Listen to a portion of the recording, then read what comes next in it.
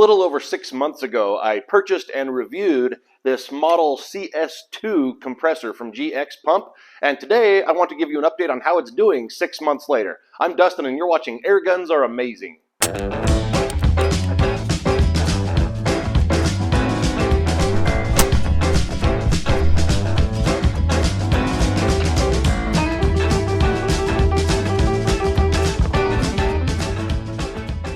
Now, first of all, if you've not already seen my initial review of this CS2 compressor from GX, make sure you look in the description down below because you're going to find a link there to it. And that's the video where I'll give a complete overview of all of its features, how to hook it to power, because it can hook to your car battery, or you can power it from a wall outlet with an adapter, as I showed.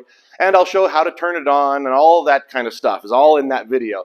Today I'll give a little bit of a brief overview of it again, but I really want to just let you know how it's held up over these last 6 months. Now, just to be completely honest and for full disclosure, this is not the only way I fill my air guns, so it's not like I've run it consistently, or at least, well, consistently yes, but not constantly over 6 months. I do also have a hand pump, which I rarely use. I don't really like hand pumping air guns, but I do also have a carbon fiber SCBA tank, a 74 cubic foot one, and I like to use that. This is my logic for how I decide how I'm going to fill a gun. If I'm out in the field, say on a prairie dog hunt, I want my fills to be at least somewhat quiet, and I want them to be fast so I can get right back into the shooting. So that's a great time to use a tank. Fills the gun in seconds. But I have to pay $10 down at Utah Air Guns every time I fill that tank, and so I don't want to use the tank all the time. Anytime I'm just out, say out in the desert, just target shooting or something, I'll bring this pump along and just, again, hook it to the car battery or the truck battery. Or if I'm down, say at my parents' house, they live on big property where we can target shoot, we'll just hook this right into the wall with the adapter and do it that way. But for the last little while, I've been using it constantly, and the reason for that is I recently, and if you've been watching the channel, you know this, I picked up this Air Venturi Avenger rifle. Now, an interesting thing about that rifle, and I call this a good and a bad thing at the same time, it fills to 300 bar, which is, I think it's 4,351 PSI. So I can't really use my tank for that, and the reason why, the tank fills up to 300 bar. So if the tank is 300 bar and the gun is 300 bar, you hook the tank to the gun, you open that valve, they're going to balance between each other just under that pressure. You're never going to get a full fill. It might get close once or twice, but that's it. After that, you're just doing partial fills, and they'll be lesser and lesser every time. So when I want to fill the Avenger, if I really want a true fill, I have to use this compressor every single time I fill it. So that's what I've been doing. And as I've been tuning this gun, I've been shooting lots of shots, doing my chronograph testing and accuracy testing. So I've really been doing a lot of shooting with it and doing a lot of fills. So I've now been using this compressor constantly, and it is running just like a champ. I am loving this thing. Now, in this video, I want to do two things. I will demonstrate it again for you. We'll hook it up to the Avenger. It needs to be filled right now, so we'll do that. And then after I do that, I also want to show the installation of the extra air filter. That's one thing that I did not show in my previous video. And I don't have it on right now because I can't use it with all of my guns. For example, this Avenger here has this moderator that I added and an extender, little adapter there. And this will not fit up in here and align with the fill port on the gun.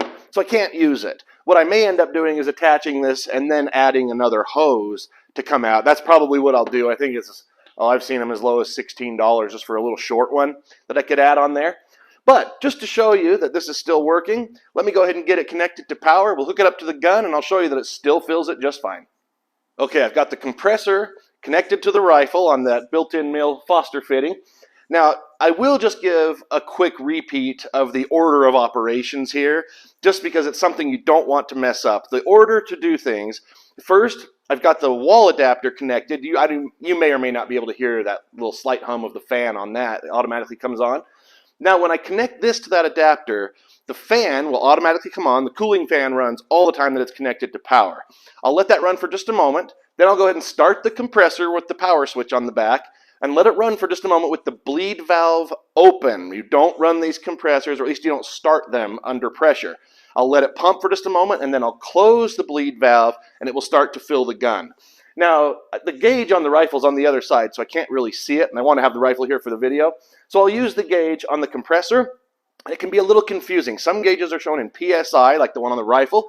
Others are shown in bar. And this one on the gauge is in MPa. So we've got 3 different measurement values here. But on this one, if we go to 30, when you want to convert this MPa to bar, you just multiply the number on the gauge by 10. So we want to fill the 300 bar. So we're just going to go to where it says 30. 30 MPa is 300 bar. So that'll be how we know. So let me go ahead and turn around and get the power connected. The fan comes on automatically. Let that cooling fan run just a moment to get a head start. We'll turn on the compressor. Bleed valve's open. Now I'll close the bleed valve and the gun will start to fill, and it'll take a few minutes, so I'll be right back. All right. All right, that is 300 bar. The pump barely even got warm, but I'll just let the cooling fan run for just a moment. And I'm also going to bleed the hose with this bleed valve. You'll hear all the air rush out, just like that. And now, go ahead and disconnect it from power.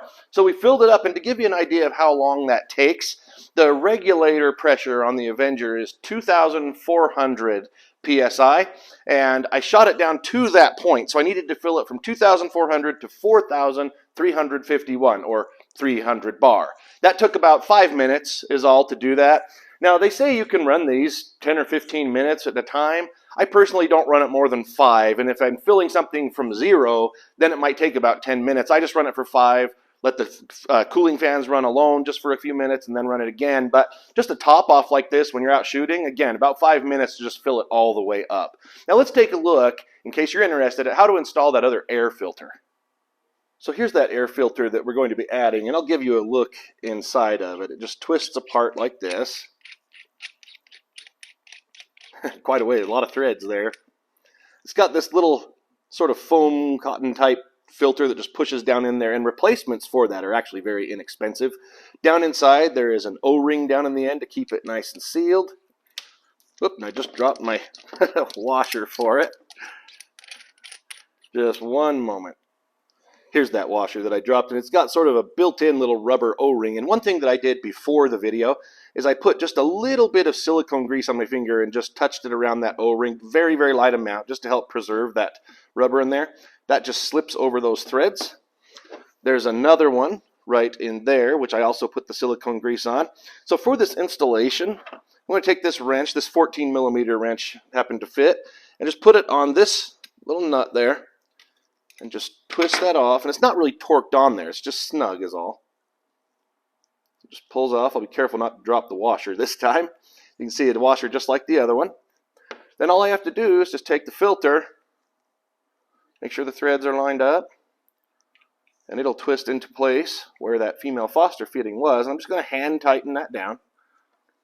And then the female Foster fitting goes into the other end of the filter. Again, making sure the threads are lined up. Don't cross thread them. Now, it's hard for me to get a good grip to hand tighten that. So I'll take the wrench. And again, I'm not torquing it on. Just nice little snug down like that. And now I've got an extra air filter. Where I live here in Utah, the climate's very dry. I'm really not overly worried about having that filter on there because, again, I can't use it on all my guns. I can use it on the ones where I have to attach a fill probe. That's no problem. But on a gun like the Avenger where I can't, or my Marauder, again, I'm not really worried about it. Will some moisture get in the gun? Probably. There is some. But I mean, the gun, I don't know how much of it can rust anyway.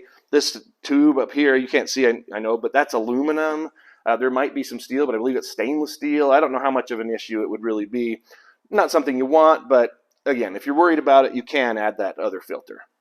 Well, I'm not really sure what else I can tell you. This GX-E-CS2 compressor is an awesome little machine. Now, I don't sell them. I don't make money if you buy one, or I don't lose money if you don't. I'm just sharing it with you because it's such a fantastic product, especially for the price. I said in a previous video that I did about the Benjamin Marauder that I didn't really consider air compressors an option because they're so expensive. And at the time, the only ones that I had really seen that I would trust are the ones that are, you know, $800, $1,300, $1,700. So I wasn't going to pay that. And I think a lot of you probably don't want to pay that either, especially if you're looking at a video about a budget compressor. This one, don't quote me. I will put a link down below on the Amazon page where I bought it if you want to get one. But I think it was something like, 350, maybe 360 American dollars, much less than most. And the quality has just been superb. I do highly, highly recommend this pump. Please don't forget to click that like button down below and subscribe to the channel so you can see more videos. And if you look in the description, you'll see where to find me on social media. Thank you so much for watching.